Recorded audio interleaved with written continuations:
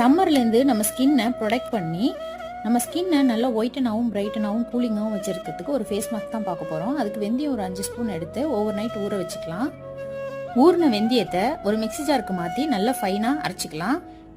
வெந்தயத்தில் நம்ம ஸ்கின்னுக்கு தேவையான vitamin A, B1, B2, C, iron, calcium, மெக்னீஷியம்னு நிறைய சத்துக்கள் இருக்குது.